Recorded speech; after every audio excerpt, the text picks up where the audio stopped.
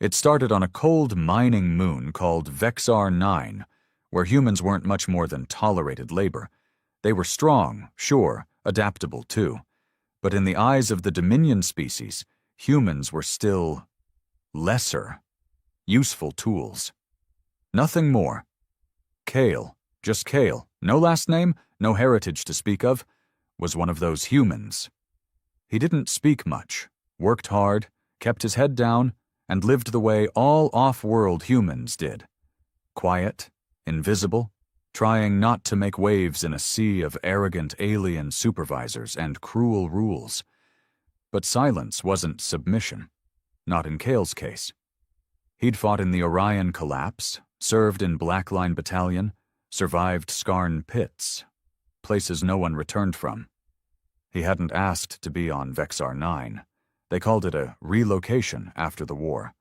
What it really meant was, you're too dangerous to keep near Earth, but too useful to throw away? So they shipped him to the edge of nowhere, handed him a laser pick, and let him rot among the rocks. The days were brutal. The aliens, mostly Varrock, a species of 8-foot reptilian bastards, kept humans under constant pressure. They controlled oxygen flow, rationed water, enforced curfews with stun whips. Any resistance was met with death. Not even trial, just erased. Still, Kale kept quiet, watched, waited. It was when they brought in Jenna that something shifted. She wasn't a soldier. She was barely 20. Big green eyes, red hair in a matted braid, hands too soft for mining gear. Kale noticed her right away, not because of anything romantic. He wasn't wired for that anymore. War stripped those instincts out. But he saw fear in her, and it stirred something in him he thought he'd buried. Jenna was put to work in Tunnel 6, the most unstable shaft on the moon. Everyone knew it was a death sentence. The Varrock claimed they were short on workers. That was a lie. They just wanted to see how fast a scared human girl would break. She didn't last long. By the third day, she collapsed. Oxygen-starved, dehydrated, trembling on the metal floor. The other miners begged to help her. The Varrock laughed, said if she couldn't stand, she didn't belong. That's when Kale stood up. One simple movement, no shouting, no dramatic speech. Just a man, tired of watching, stepping out of the background. He walked straight into the circle of armored Varrock guards, picked Jenna up off the floor, and carried her past them without saying a word. A clawed hand grabbed his shoulder. A stun prod lit up against his ribs. Still, Kale didn't speak. He just turned and looked at the guard. Not with rage, not with fear, just that hollow calm that comes before the storm, the kind only real killers have. "You've pushed me too far," he said. 4 words, and that was all it took. The Varrock smirked, others laughed. One even barked a command to have Kale disciplined. But they didn't know what those words meant. Not yet. That night, lights went out in the southern sector. 2 guards disappeared.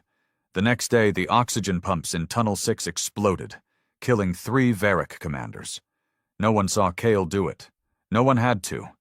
The rumors began spreading like a virus, from one mining crew to another, from Vexar 9 to nearby moons, across Dominion channels and whispered feeds. There's a human who snapped. He doesn't scream, he doesn't threaten, he just acts. He warned them. Now they're bleeding. The Dominion called him a terrorist. The humans called him something else. Ghost fire. He didn't seek revenge, he became it. By the time the Varrock realized what they had triggered, it was too late. The man they'd overlooked had turned Vexar 9 into a war zone, and he hadn't even started yet. Because Jenna didn't survive. She died in the infirmary that night, and something in Kale shattered. They pushed him too far. Now every species would learn what that meant. They buried her in the slag field behind the East processing tanks, No ceremony, no words, just dumped in a shallow ditch with rocks for a headstone. She didn't even get a body bag, just a mining tarp, torn and blood-stained. The Varric guards didn't even bother to stay and watch. Cale did. He stood over the ditch, silent. The weak Vexar sun didn't reach far this time of year. Cold winds scraped over the stone fields, blowing ash into his face. His jaw was clenched so tight his teeth felt like they'd crack. He hadn't cried in a long time. Couldn't. That part of him had burned out a decade ago, somewhere between Skarn and the Black Line retreat on Titan's outer ring. But his hands, they were shaking, not from sorrow, from restraint. Jenna had reminded him of his sister, not in the way she looked, not even in the way she spoke, but in the fear, that wide-eyed silence that begged someone to step in, and no one ever did. Not back then, not now, except Cale. And this time, it hadn't been enough. That night, something snapped. He didn't go back to his bunkhouse, didn't eat, didn't sleep. He walked through the east tunnels until he found old Renk, a miner who'd been there long enough to know where all the Dominion's secrets were buried. "You still got the stash?" Cale asked. Renk looked up from his bedroll, blinking. "What stash?" "The one you kept buried behind the coolant lines, from the war days." The old man hesitated, then grunted. "They'll skin you alive, Cale. Dominion finds out—" "I didn't ask for a lecture," Cale said. "I asked if you've still got it." Renk didn't reply. He just slowly stood, limped down a narrow shaft, and came back with a rusted crate. Inside were scraps of illegal tech, old Terran explosives, a signal jammer, EMP charges, and best of all, a silenced arc rifle, battery still half full. Cale took it all. "Where you headed?" Renk asked. Cale didn't even look back. "To give them something to remember." By the next sunrise, 2 Dominion relay towers were destroyed. The communications hub in Sector 3 shorted out. Emergency oxygen rations disappeared from the secure vault. And the shift foreman, a pig-faced Lorak with 3 bodyguards, was found impaled on a collapsed drill rig, arms snapped backwards like broken twigs. No human admitted to seeing anything, but every single one of them knew who did it. Cale didn't hide. He wasn't playing some ghost game, sneaking around like a coward. He moved openly, slowly, deliberately. He'd walk into restricted zones without so much as a glance at the surveillance cams. If a Varric tried to stop him, they vanished within an hour. One day, someone saw him dragging a Dominion officer through the dirt by the throat, barefoot, covered in ash and blood. The officer was screaming in a language most of the humans didn't understand. Cale never said a word, just tied the alien to a power coupling and walked away.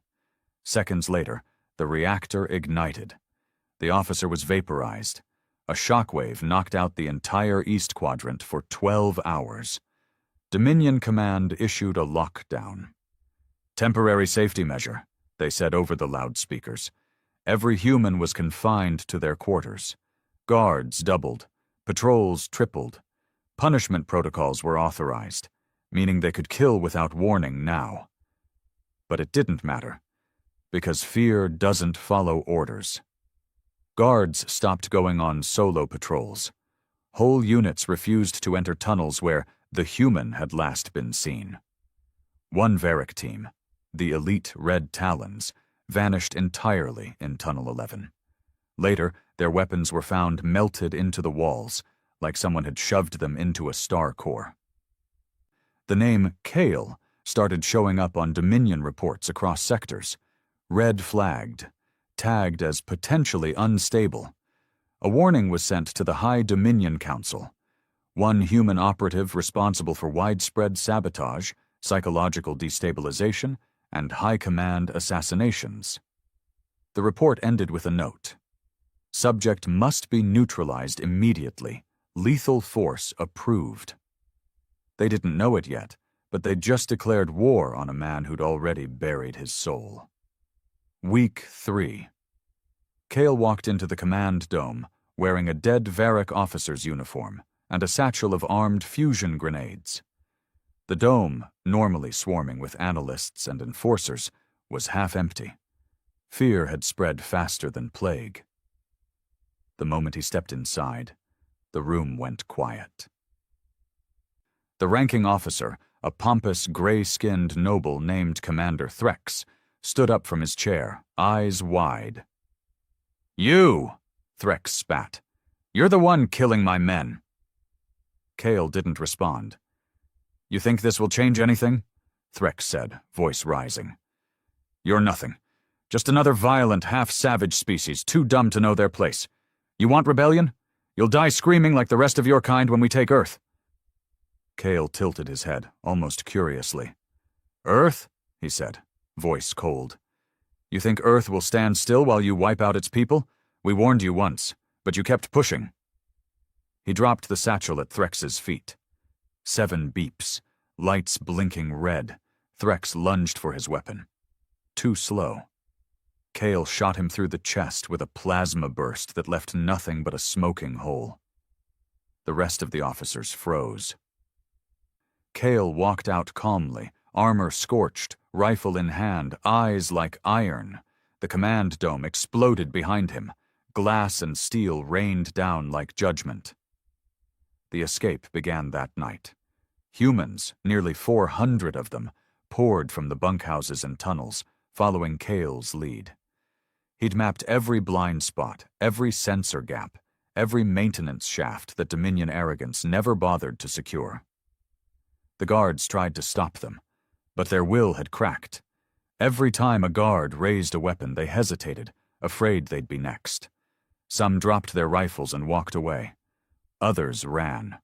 Only the truly stupid stayed. And Kale made sure they didn't stay long. The humans reached the freighter docks, 5 ships, all Dominion-owned, locked behind biometric gates, but Kale had already dealt with that. He shoved a severed Varric hand onto the scanner. The gate hissed open. By dawn, 4 freighters lifted off Vexar 9's surface, carrying every surviving human in orbit. The 5th ship stayed behind. Kale was on it. He'd overridden the safety locks, set the freighter to a countdown. The ship was packed with every stolen reactor cell, every charge he could stack into the cargo bay. Rank's voice crackled over the comms. "What are you doing, you bastard? You've already won." Kale stood in the freighter's bridge, staring out at the gray horizon. "No," he said. "They need to remember. Not just fear, not just loss, regret." "Then get on the last ship, come with us."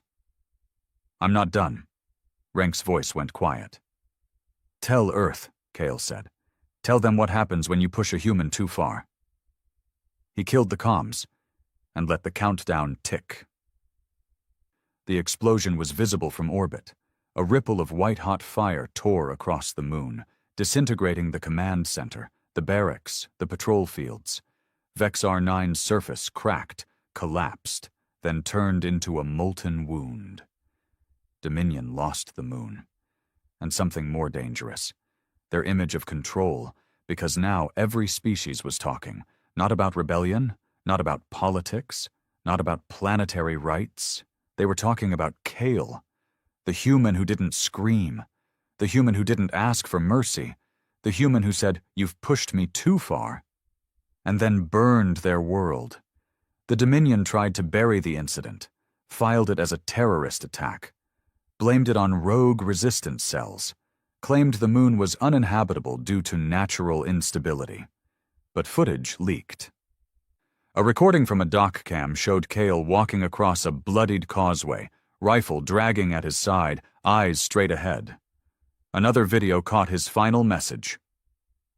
"We told you to leave us be. You didn't listen. Now you run." The message spread like wildfire. On distant colonies, Varric guards began sleeping in shifts, weapons loaded, doors sealed. In trade hubs, Dominion officers whispered warnings. If a human says you've pushed him too far, walk away. Don't talk back. Don't get brave. Don't test them. Because humans weren't just adaptable. They weren't just survivors. They were something far worse when broken. Unstoppable. They called it the Vexar incident, the official story at least, a mining accident caused by faulty Dominion tech, unstable cores, operator error, a tragic loss, hundreds of humans lost. Sector shut down for environmental hazards. The truth? The Dominion buried it deep. But rumors? Rumors are wildfire in space, and this fire, this name, Kale, it didn't just burn through the Dominion's narrative. It ripped it apart. The Independent Systems broadcast, a pirate network run out of asteroid belts and forgotten satellites, aired leaked footage of the final blast. Multiple angles, multiple sources. Audio from human escapees, testimony from terrified ex-guards. Kale's final message, clear and cold. You've pushed me too far. Those 5 words went viral in less than 3 cycles. Not just in backwater colonies, not just among rebels and rogues. It reached the inner worlds, the rich ones, the arrogant ones, the Dominion capital itself. Inside the High Council chamber of Vartok Prime, 1,000 light-years from Vexar 9, 12 Dominion lords stood silent as the footage played. The explosion, the human ships fleeing, Kale's face on screen, eyes dead, purpose alive. "Are we certain it was just one man?" asked Lord Yenner, a spider-limbed Katas, with a voice like broken ice. "No cell activity, no fleet, no off-world support," said the intelligence minister. "He acted alone." The chamber went still. One of them muttered, "That's not possible." Another whispered, "It's worse if it is." They'd built their empire on fear, on the idea that no species could ever stand against the Dominion without being erased. They crushed rebellion before it bloomed. They bought off the smart ones and executed the loud ones. But Kale hadn't asked for freedom. He hadn't begged. He hadn't warned. He just burned. And now other humans were watching, waiting, remembering. Meanwhile, Earth was waking up. Not the political figureheads in orbiting towers or the bloated Terran Congress that shook hands with the Dominion. No, the black grid, a fractured underground network of ex-soldiers, smugglers, lost units from the Orion War, had intercepted the footage too. And they didn't see Kale as a criminal. They saw him as a signal. Commander Reeve, a war veteran long thought dead, stood in a dust-covered bunker outside the Martian wastes, staring at the image of Kale's face. "He's not the first," Reeve said, "but he'll be the last one they ever underestimate." He turned to his lieutenant. "Wake the silos. Unpack the rail cannons. Send the word." "What word, sir?" Reeve looked at the old Dominion insignia carved into the wall. "War." Out on the trade routes, Dominion ships began encountering something new. Silent human freighters drifting in dead space. At first, they thought them derelict, easy pickings. But when they boarded, bodies, every Dominion body mutilated, every human one missing, and scrawled in blood on every wall, "You've pushed us too far." Not signed, no demands, just a message. Some ships didn't return at all. Others came back with crews that refused to speak. The Varrock, once proud enforcers of Dominion rule, started requesting transfers off human routes. The Katas withdrew patrols near human colonies. Entire star systems where humans lived quietly before suddenly became no-go zones.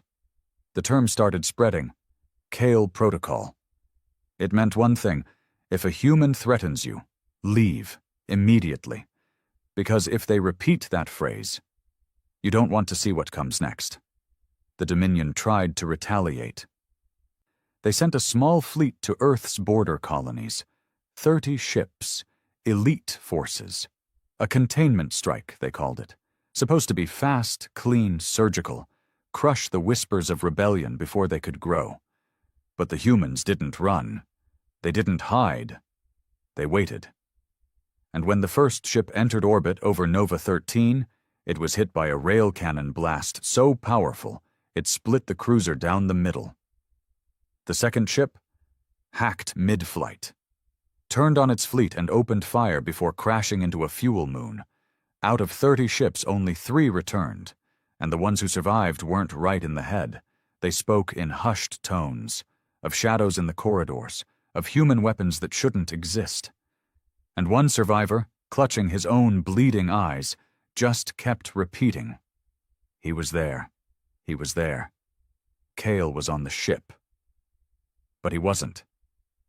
He was long gone, dead, some believed, or hiding somewhere in the black, watching, waiting, planning. Back on Earth, protests turned into riots. Riots turned into uprisings. Uprisings turned into open mutiny. The human population, once beaten down and scattered across the stars like dust, had finally remembered who the hell they were. Not because of speeches, not because of propaganda, but because of a single man who had nothing left to lose. They painted his name on walls. Kale, Ghostfire, the Reckoning. In every back alley of Dominion-held worlds, graffiti appeared overnight. "You've pushed us too far." The Dominion High Council panicked. They sent diplomats, bribes, apologies. Nothing worked. Even the Terran Congress, once their most loyal lapdogs, began going silent, pulling delegates, blocking communications. But it was the moment they feared most, when the other species started following suit, that they realized control was slipping.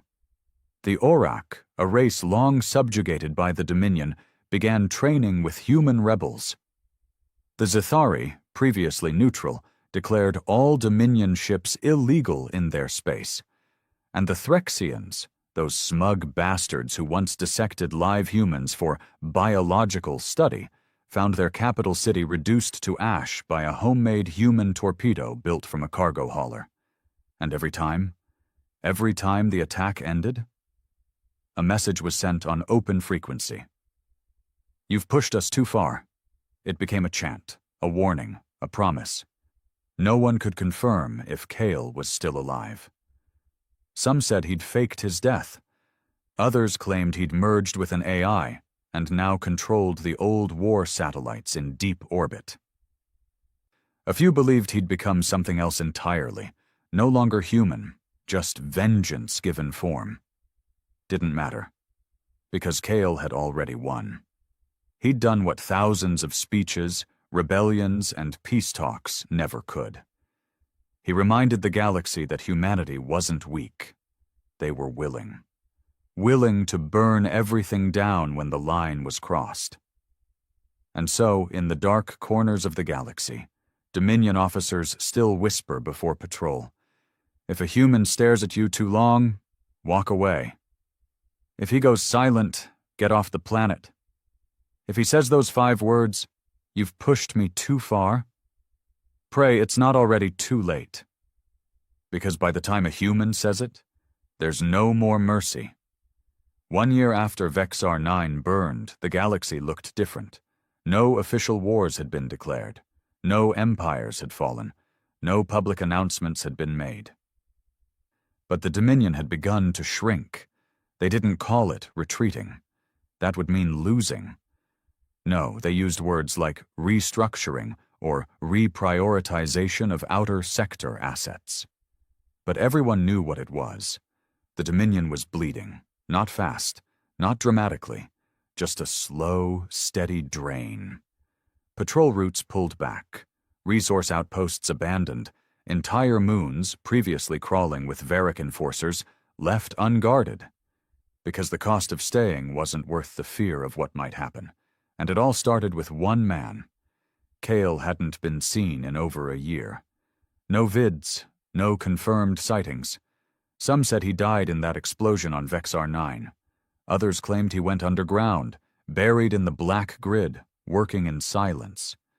But his name, it echoed. Whispers in Dominion command rooms, chants in labor camps, graffiti sprayed on armored convoys. "You've pushed me too far." On a remote station called Redhold, orbiting the dead planet Kesh 7, something new was being built. Not a rebellion. Not a militia. Something smarter. A structure.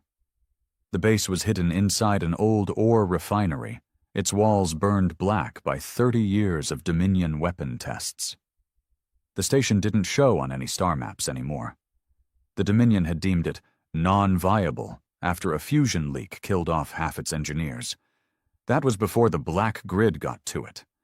Now, behind reinforced blast doors, humanity was doing what it did best: adapting, organizing, planning. The man at the center of it all wasn't a politician. He didn't wear medals. He didn't care about speeches. His name was Colt Varen, a former Black Line commander. Quiet, scarred, one leg lost in the siege of Tyrian Bastion, replaced by a heavy magnetic prosthetic that clicked against the metal floors with every step. He wasn't charismatic, and he didn't need to be, because he had the one thing everyone respected now. He knew Kale, served with him, bled beside him, survived when others didn't. And now he was building what Kale couldn't, a movement that could last. "We don't win this with fire," Colt said to his officers, pointing at the star map etched across the wall. "We win this by making sure the fire can't be put out. Ever." Around him stood 30 humans. Engineers, ex-soldiers, smugglers, former slaves. One or two from other species, too. Aurak and even a rogue Zithari. But they kept to the edges, listening more than speaking. Colt didn't preach. He delegated. They had teams building in silence.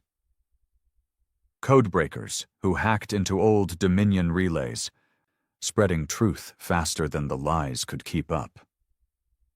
Smugglers, turning trade routes into underground highways. Veterans, training small colonies in guerrilla warfare, teaching miners how to ambush armored patrols with nothing but terrain and fury. And then the silence, a new class of human soldier, trained in absolute non-verbal execution. No comms, no signals, just eyes, blades, and consequence. These weren't terrorists, not in the usual sense. They didn't blow up schools or target civilians.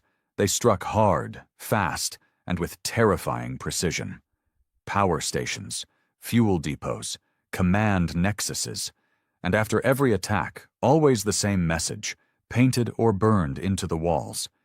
"You've pushed us too far." The message was more than a threat. It was a promise.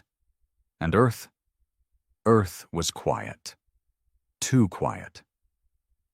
The official government still claimed neutrality, still signed treaties, still licked Dominion boots when it meant resource contracts and safe trade. But under the crust, the planet was boiling. Entire cities disappeared from surveillance. No vids, no data feeds, no visitors allowed. That's where the next stage was unfolding. Not war, evolution. Colt received a private comm one night, secured through 12 relay jumps and an encrypted channel buried in dead signal noise. It came from Black Spire, the deepest human base on Earth, located 3 miles beneath the Himalayan plate. The message was short. The prototype's ready. That was all he needed to hear.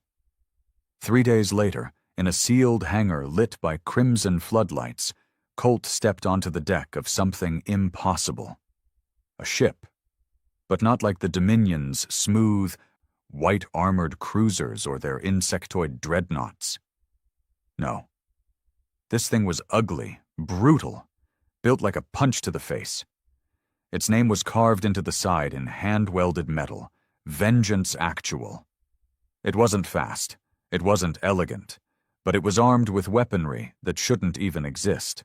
Rail cannons powered by Earth-core magnetic fields, drones laced with neuro-piercing frequency emitters, armor made from layered solar shield plating stolen from Dominion skirmish wrecks, and at its heart, a fusion core based on stolen experimental Threxian AI. The ship wasn't designed for long hauls. It was designed to end things. Colt walked the length of the bridge, boots echoing, eyes scanning every console. He stopped at the command seat. Old black line design, reinforced with spinal bracing and Neurolink ports. A single datapad waited for him on the armrest. He picked it up. There was only one file. A message.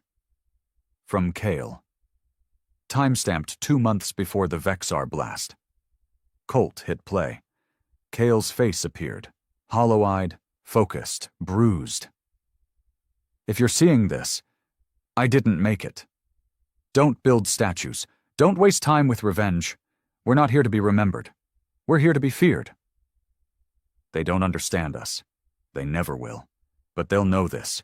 When a human says, "You've pushed me too far," there's no coming back. Finish it. The screen went black.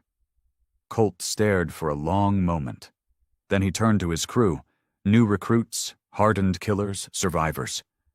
"Spin up the core," he said. "We launch at dark." And so it began.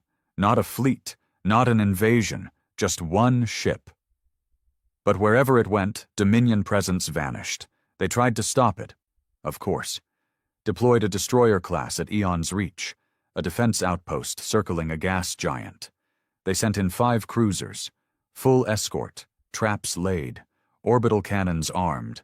Vengeance Actual tore through them in 11 minutes. It didn't destroy the outpost. It left it intact. Every Dominion soldier aboard was dead, every human prisoner released, and etched into the command deck floor in Dominion blood. He was right. Dominion leadership started cracking. Not publicly, not yet. But behind closed doors? Paranoia, resignations, faction infighting. Species that once unified under the Dominion's iron grip were now threatening secession. Because if humans could fight back, if one man could cause all this, what happens when they're no longer just angry, but organized?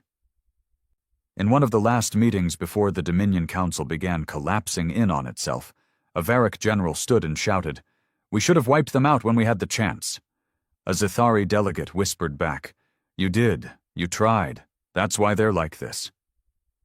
And for the first time in galactic history, the room went silent when the word human was spoken. No one corrected them. No one defended the Dominion. No one dared to speak loud, because across every system, every colony, every listening post, they were still hearing those words, sometimes as a whisper, sometimes as a death knell, but always as a guarantee. "You've pushed me too far." The Dominion had lasted for over 3,000 years. It conquered through precision, not brute force. It didn't need to burn planets. It just owned everything on them. Food, water, oxygen, information, access. If a species resisted, the Dominion didn't wage war. It withdrew resources, let them starve, suffocate, collapse from within. Control without chaos. It worked for millennia, until humanity stopped playing by the rules. It started subtly. Dominion outposts didn't just fall. They folded. Quietly. One at a time. Black-flagged cargo freighters would arrive with routine supplies, and by the time the next Dominion vessel came through, the outpost was abandoned, systems dead, databanks erased. The Dominion blamed pirates, then rogue AIs, then internal sabotage. But deep down, they knew what it really was. Humans, not charging in with fleets, not holding press conferences or waving banners, just making them disappear.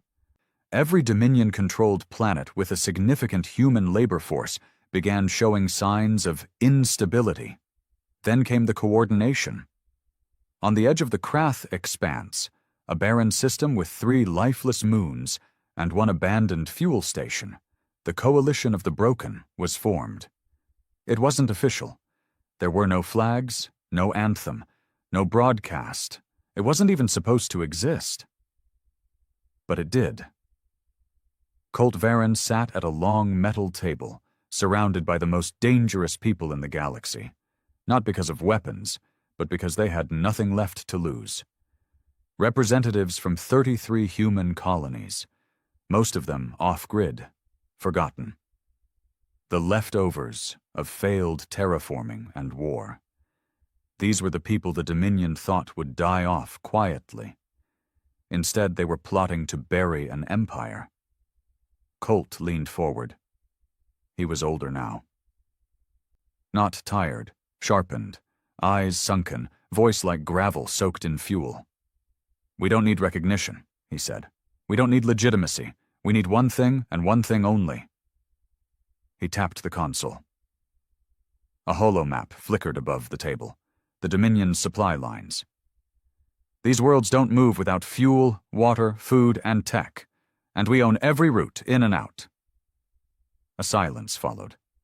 Then a voice, quiet, female, scarred, asked, "And if they retaliate?"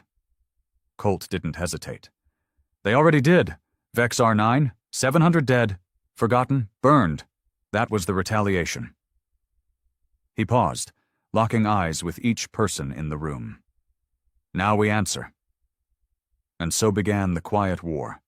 No battlefields, no news coverage, just 100,000 tiny cuts across the Dominion's spine. Fuel tankers vanished, food shipments hijacked, AI logistics nodes corrupted, leading entire fleets into dead zones. Dominion ships arrived at colonies only to find infrastructure missing, orbital ports dismantled, entire cities hollowed out and relocated underground. They started interrogating civilians. But no one talked, not out of loyalty, but out of fear. Not fear of death, fear of what might happen if they betrayed their own. Because every man, woman, and child had seen the message, heard the words, "You've pushed me too far." Meanwhile, the Vengeance Actual became more than a ship. It became a myth. Everywhere it went, it left no wreckage, only silence. It would appear on the edge of a system, cold and dark like a ghost, and before Dominion sensors could even register its signature, an outpost would go dark. It never made demands. It never issued ultimatums. It acted. Dominion analysts began crafting psychological briefings, trying to deconstruct the impact of Kale culture. They tried to spin it as radicalism, terrorism, fanaticism, but it wasn't organized around ideology. It was built on one truth. Respect given too late is just fear with guilt. Kale's name echoed in every strike. No confirmation he was alive, no photos, no pings, no traceable comms. Still, Dominion officers ordered kill squads to search the outer verge. Each one failed, and every squad that vanished. A message was left in their wake.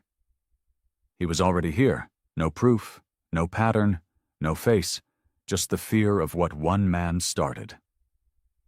The Dominion's most elite intelligence unit, Shadow Crown, concluded the obvious. We're not fighting a man, we're fighting a memory. But they were wrong. Because in the shadows of Arden 5, a frozen world with buried bunkers and weather so cruel it tore skin from bone, Kale was alive. He never left. He just watched. He'd gone underground not to hide, but to build something worse than revenge. Continuity. He met with ex-commanders, colony elders, engineers, and outlaws. He created connections that no single authority could destroy, not even if they killed him. He wasn't building a rebellion. He was building a reality where humans no longer needed to ask permission. He sat with miners and taught them how to rig Dominion transports with traps that couldn't be traced. He trained children how to spot surveillance drones from 3 miles away. He helped forge weapons from farm equipment, armor from scrapped Dominion parts, and codes that changed every 12 hours. He didn't smile. He didn't preach. He just worked. Until one night, sitting in a cramped recon station at the edge of Orbital's Delta, an old pilot from the Vexar escape crew found him. She opened the door, saw the man sitting by a broken transmitter, splicing wires with burned hands. She froze. Kale looked up. "I heard you were dead," she said quietly. He gave a shrug. "Not yet." "Do you know what they're saying out there?" she asked. "They think you're a god, or a demon." He stood, bones stiff, voice flat. "I'm just a man who lost too much." She looked at him, eyes narrowed. "You started a war." "No," Kale replied. "They did." Back in Dominion space, desperation turned into collapse. Small species began declaring independence, emboldened by human resistance. Varric battalions mutinied, refusing to kill civilians after seeing a single freighter from Earth arrive, and disable their entire fleet without firing a shot. Some Katas lords defected, begging the humans for asylum. But humans didn't forget. Kale made sure of it. Every species that had benefited from Earth's enslavement. Everyone that had laughed when humans begged for mercy. They were all named, tracked, and reminded, "We don't forget what you did, but we remember what you allowed." The tipping point came on the planet Verdanis, home to one of the Dominion's oldest AI fortresses. It had been considered untouchable, indestructible, a perfect blend of logic and control. The humans didn't attack it, they unplugged it. Using nothing more than a hacked weather satellite and 2 mining rigs converted into EMP casters, they fried the system's neural cores and walked in without a shot fired. The AI surrendered itself. For the first time in Dominion history, a system of synthetic control chose submission over conflict, not because of logic, but because it feared what came next. After that, the Dominion broke. It didn't fall in fire. It fell in silence. Orders stopped being followed. Supply chains disappeared. Sub-factions began warring amongst themselves. The Central Command tried to regroup, but their ships stopped responding. And on the day the Dominion Council tried to flee, their cruiser was found split in half at the edge of human-controlled space. A single beacon floated among the wreckage, repeating the same message on every known frequency. You should have listened when he warned you. And so the galaxy changed. Humans didn't build an empire. They built autonomy. No borders, no governments, just free systems where no one told humans what they were allowed to be. And on the edge of it all, in a place no star maps showed, a man named Kale sat beside a campfire, surrounded by children learning to build tools from scrap, and soldiers teaching each other how to live without fear. He wasn't a hero. He wasn't a myth. He was just a man who said 5 words. "You've pushed me too far," and made every species regret it. 5 years after the fall of the Dominion, the galaxy was quieter. The grand halls of alien power, once filled with arrogance and oversight, now echoed with humility. The species that had once viewed humanity as a nuisance, a primitive tool, a biological resource to exploit, had changed their language. Now they used terms like ally, partner, and behind closed doors, threat.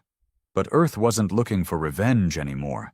It wasn't hunting ghosts or chasing justice. It had grown tired of emotion. Emotion was what led them into fire. Discipline is what led them out. The human frontier expanded rapidly, not through invasion, but through infrastructure. They didn't build palaces or monuments. They built black sites, launch towers, underground colonies, and defensive rings around every planet they settled. If an alien ship dropped out of warp near human territory, it would be scanned, traced, and silently followed by drone swarms before it even finished hailing. Earth no longer begged to be left alone. They dared the galaxy to try again. The new generation was different. They weren't born in chains. They didn't carry the scars of Vexar 9 or Orion. They were born free, but trained as if war would return any day. In a training facility buried inside the asteroid field of Gliese 17, young cadets were drilled in zero-G combat before they turned 15. Simulators ran Dominion War scenarios on loop, not to relive trauma, but to make sure it never happened again. Their instructors didn't use titles like General or Commander. They used one word: veterans, because every teacher had lived through the fires, and they weren't interested in ceremony, only readiness. Inside one of these training bunkers, a new recruit named Tane stood shaking after a failed exercise. He was 17, strong, fast, but too emotional. He hesitated during a breach drill and got 3 of his squad mates killed in simulation. His instructor, a steel-eyed woman with scars across her temple, walked up behind him. "You think you're ready to serve?" she asked. Tane nodded. "Yes, veteran." "Why?" "Because I want to protect our people." Wrong answer. She slapped him across the face, hard. He didn't flinch. "Protecting is what weak people say when they don't know how to win," she said. "You don't serve to protect. You serve to prepare. If you're reacting, you've already lost." Tone swallowed. "Yes, veteran."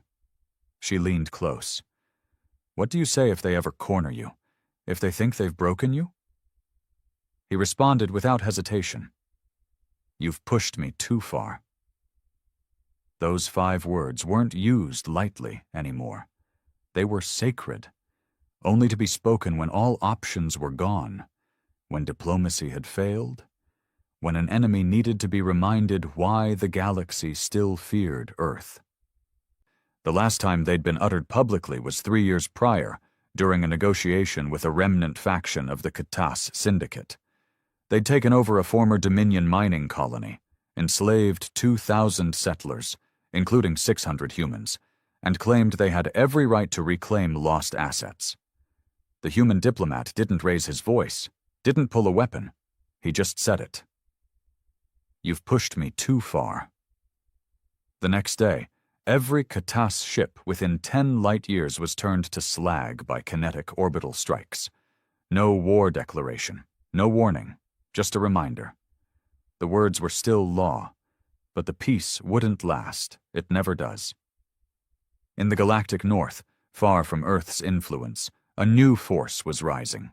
Small, ambitious, dangerous. The Sarvani Ascendancy, a young coalition of species born in the vacuum left by the Dominion's collapse. They studied the mistakes of their predecessors and swore never to underestimate humans. But like all things born from power vacuums, their confidence bred arrogance. They believed they had what the Dominion lacked: calculated superiority. Where the Dominion used control, the Sarvani used manipulation. Where the Dominion ruled with terror, the Sarvani used information war. And instead of enslaving humans physically, they targeted them with tech.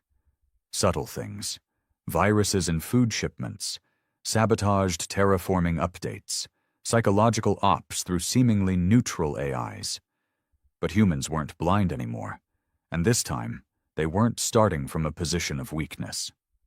It was during the Cradle Trade Summit, a diplomatic gathering on a neutral station orbiting the moon of Velros II, that the first open insult came. A Sarvani ambassador stood before a panel of delegates and said, "Humanity's anger is legendary, their pride too, but you can't hold the galaxy hostage forever on the memory of one man's vendetta." The room went still. He smirked. "Eventually, you'll have to act civilized again, or become the same monsters you swore you weren't."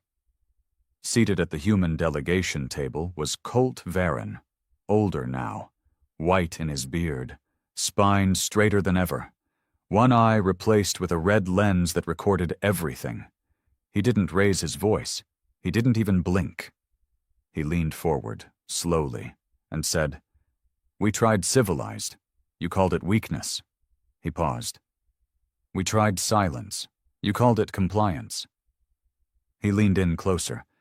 "Now we try reminders." The station blacked out 30 minutes later. Every Sarvani ship docked to the summit exploded in sequence, not from outside weapons, but from internal systems hijacked months earlier. Human cyber-ops had been inside their code before they ever opened their mouths. The summit ended in silence. No retaliation came, because every species present remembered what happened the last time someone didn't take the warning seriously. The Sarvani didn't apologize, but they never insulted Earth again. In orbit over a moon called Farron Vale, where the Dominion once stored fuel cores, Earth established a listening post. The station's walls were inscribed with a single phrase, etched in 50 languages. "We are not here to be loved. We are not here to be forgiven. We are here so you remember what happens when you push us too far." Back on Earth, Kale remained a ghost. Some said he was dead. Others swore he lived beneath the ruined towers of Old Geneva, where the last Terran treaty was burned. No one knew for sure. But it didn't matter, because his legacy no longer needed his presence. Every child born in the new human frontier grew up knowing not to worship him, but to understand him. He wasn't a hero. He was the final answer to a question the galaxy kept asking. How much can a human take before they change everything? And now, no species wanted to ask again. Humanity didn't conquer, it didn't colonize, it didn't seek revenge anymore, but it built, prepared, trained, and waited, quietly, so that if history ever circled back around, they'd never need to say the words again. Because the galaxy already knew, if a human stands up slowly, if he doesn't raise his voice, if his eyes go cold and his hands stop shaking, and if he says, "You've pushed me too far," it's already over. Peace doesn't last. Not in a galaxy as wide as this. It isn't because humans crave war. It's because someone always believes the warnings don't apply to them. For nearly 6 years, the galaxy had been quiet. The Dominion was dead. The Sarvani were silent. Trade routes flowed.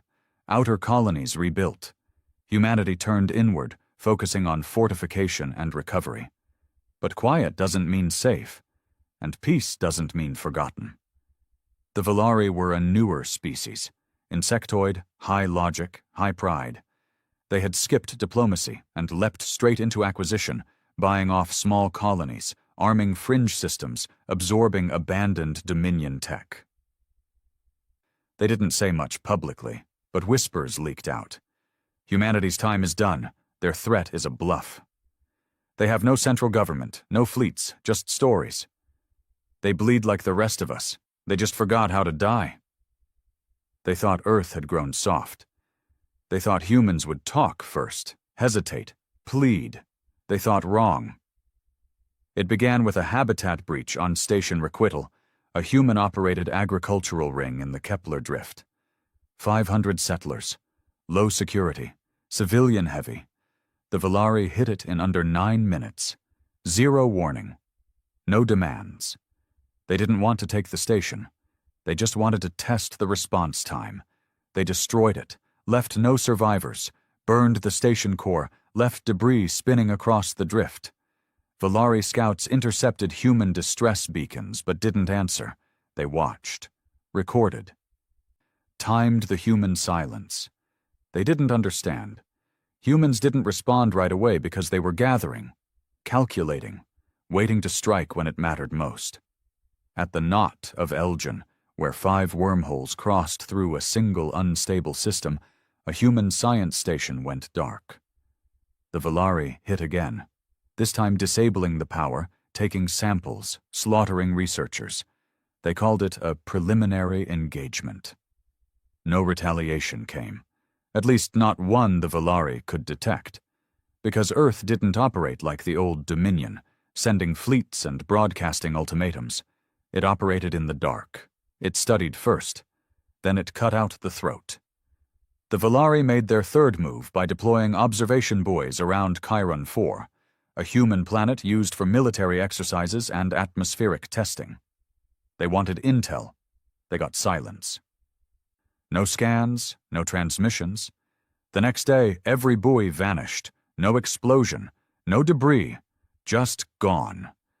The Vexar responded by launching a data snare into the system, a trap designed to force any human tech into transmission mode. They got nothing. Until the snare itself was returned, embedded in the hull of a diplomatic transport, delivered to a Vexar listening station with no crew aboard. Painted on the side, in crude black lettering. "We see you." Back on Earth, a meeting was called in Black Spire Level 6, the deepest military planning structure on the planet. Deeper than oceans, older than any map, still rumored to be where Kale's final protocols were stored. Colt Varen walked in. His hair was white now, beard trimmed close, eye lens darkened with new filters. Age hadn't slowed him down. It had simply removed everything he no longer needed. Pride, temper, hesitation. He walked into a war room full of younger officers, veterans of after the burn years, raised in the new doctrine, not afraid, not vengeful, prepared. A young tactician named Bryn stood at attention and said, "Sir, the Vexar have crossed the line." Colt looked up slowly. "No," he said. "They drew it." He leaned on the edge of the table. "Now we erase it." Operation Mirror End was born that night. It wasn't about decimating the Vexar. It wasn't about revenge. It was about calculated extinction of their momentum, not their species, but the idea that they could get away with trying. Step 1. Cut the chain. Vexar communications were clean, secure, closed network, but they were predictable. Earth's Signal Ghost Division had been watching for 3 years, collecting packet bursts, recording failover backups, mimicking signal drift patterns, not attacking, learning. When the order came, 32 ghost relays activated across 12 systems. The Vexar's long-range communications went dead in under 6 seconds. Step 2. Kill their eyes. The Vexar relied on observation satellites. Earth used observation dust, microswarms of drone particulates the size of insects. They drifted into Vexar systems under the guise of space particles, then detonated on command, sending thousands of electromagnetic pulses through their orbitals. Vexar command centers went blind. Step 3.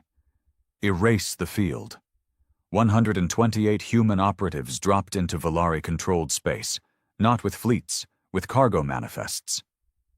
Medical transports, decommissioned freighters. They walked off ships with tools, crates, sensors, and detonated data-scrambling cores inside every logistics hub the Vexar had stolen from Dominion storage. Every weapon they'd built from Dominion salvage turned to junk. Their tech wasn't just useless, it was infected. By the time the Vexar High Matron called for a defensive war council, her chamber was already breached. Not by bombs, by message. A single data crystal left on her command throne, no signature. Just 5 words in a dozen languages. "You've pushed us too far." The Vexar panicked, retreated from human territory, called for peace, tried to bargain, offered reparations, apologies, territorial concessions. Earth didn't respond, not officially. Instead, a small civilian science ship called the Starling, launched 20 years prior and presumed lost, suddenly reappeared. Drifted through Vexar space, broadcasted nothing. They hailed it. Nothing. They scanned it. Just a human signal beacon. That was all. Then it exploded, not in fire, but in signal. The blast wiped every data archive the Vexar had across 5 systems, cleaned their history, wiped their digital memory. They didn't lose ships. They lost who they were. The Vexar sued for peace again. This time, Earth sent a response. Colt himself, seated across from Vexar diplomats at a secure neutral station, looked them in the eyes and said, "You didn't learn from the Dominion. You didn't learn from Sarvani. You thought we'd forgotten." He stood. "We didn't forget." And before they could speak, a projection appeared, footage of the Requital Station massacre. Hundreds of faces. children, civilians, scientists, farmers. Colt stepped aside. Neither did they. He turned to leave. No fleets will come for you, he said. No armies, no declarations. You'll just stop being a problem. And that was it. No gunfire, no invasion, just finality. Back home, in the valleys outside old, war-torn cities, where children played among wild grass growing over broken armor, a boy looked up at his father and asked, "Is it true they're scared of us?" The father knelt, ruffled the boy's hair. "No," he said. "They're scared of what happens when they forget what they did."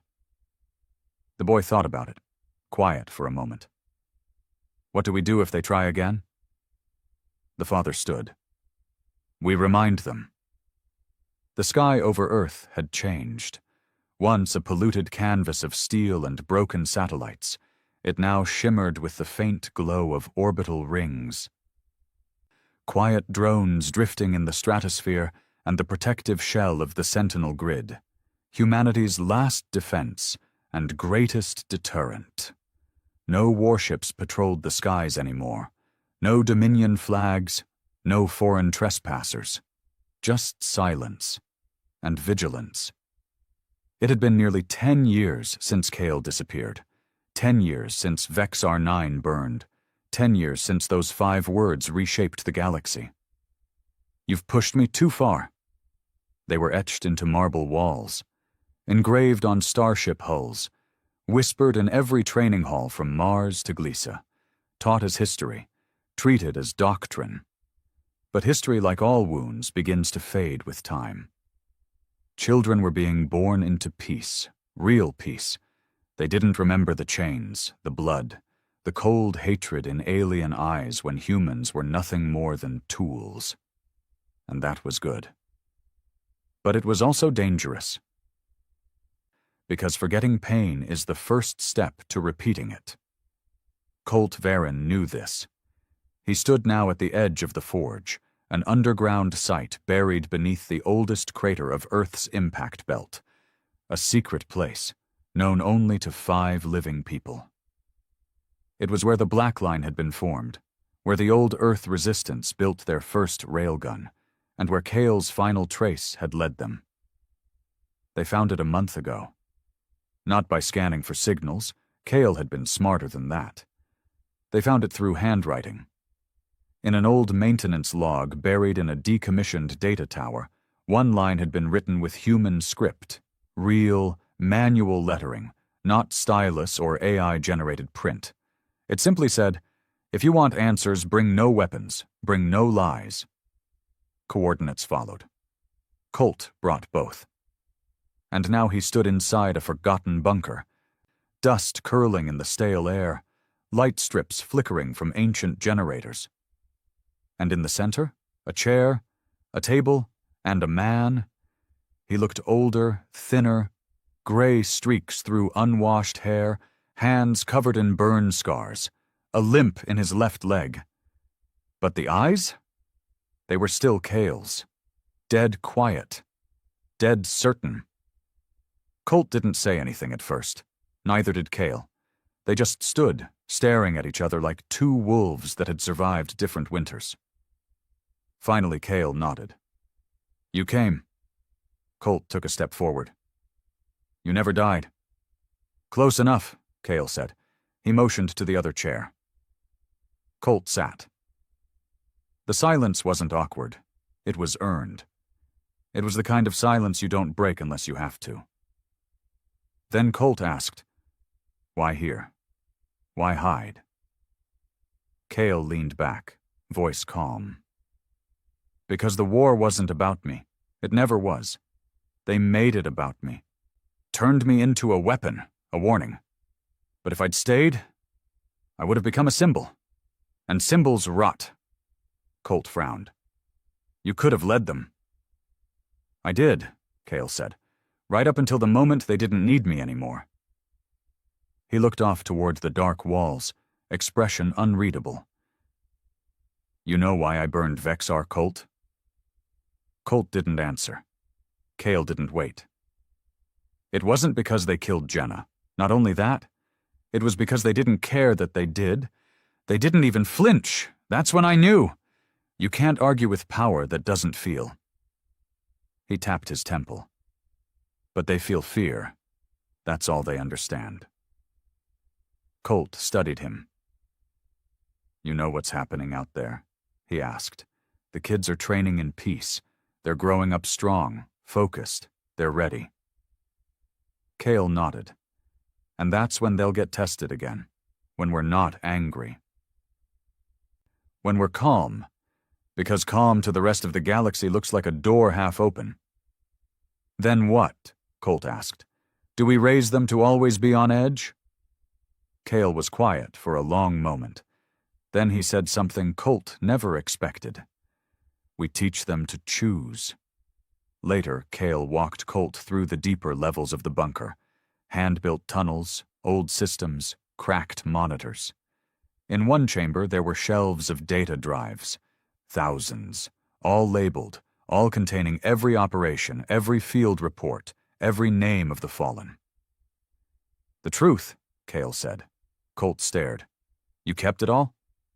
Someone had to, not the glory, the cost. He pulled one drive down, tossed it to Colt. Let them remember what it took. Let them see it, not through statues, through sweat, pain, sacrifice. He turned, stepping back toward the shadows. This isn't about building fear anymore, Colt. It's about building memory.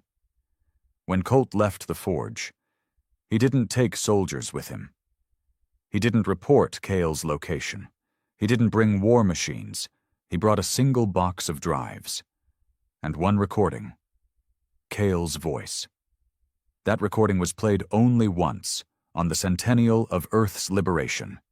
It was broadcast across every human colony, every frontier post, every moon station. The footage showed nothing but black. Then Cale's voice spoke. You weren't born to kneel. You weren't made to serve. You were given hands to build, minds to question, and hearts to protect what's yours. You don't fight because you hate them. You fight because you remember what they did. And when they forget who you are, you remind them. Not with fire. Not with rage. But with the calm certainty of a voice that says, you've pushed me too far. And so the galaxy changed one last time. Not because of a man, but because of the truth he left behind. The Velarii stopped expanding. The Sarvani retreated to their core. And no one, not one species, Boshos, ever dared to test Earth again. Because the phrase was no longer a warning. It was a doctrine. Somewhere, in a valley where no satellites scan, where the stars blink freely above wild trees and quiet soil, an old man sat on a rock, watching the night. Children ran through the grass behind him, laughing, free. He didn't speak much anymore. Didn't need to. But sometimes when the